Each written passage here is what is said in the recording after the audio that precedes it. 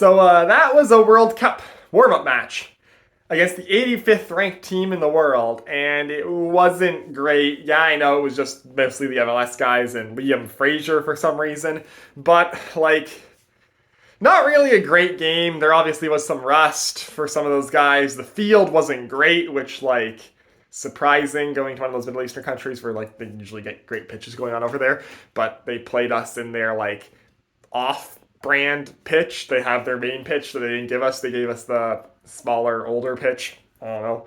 But we started off really good. Ishmael Kone with a great run scores his first goal for Canada. Kamal Miller with a great assist on that. And then we get a Joel Waterman, Mark Anthony Kaye disaster combination, which leads to a big turnover, which leads to a Bahrain goal, which also is right at Dane St. Clair, so he possibly could have had that. I'm not sure. It was a hard shot, but that one is one that Dane St. Clair probably could have had.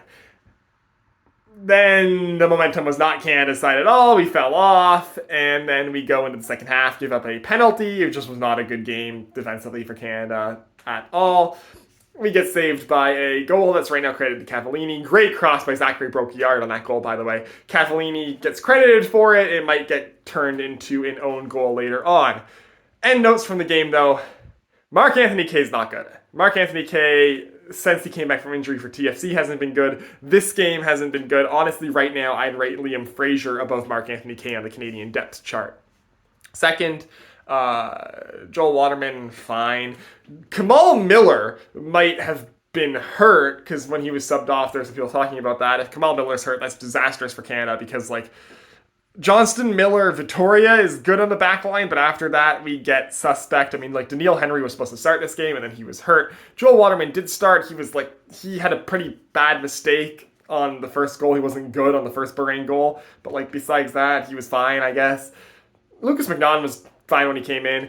Ayo Akinola came in on the subs, and Ayo Akinola, I've never seen a striker who fouls defenders as much as Ayo Akinola does. That was absolutely ridiculous. But at the end, they were just kind of throwing guys on like that. Guys that probably aren't going to be in the World Cup squad. Just give them minutes. You drag them out to Bahrain, might as well give them a couple minutes at the end there.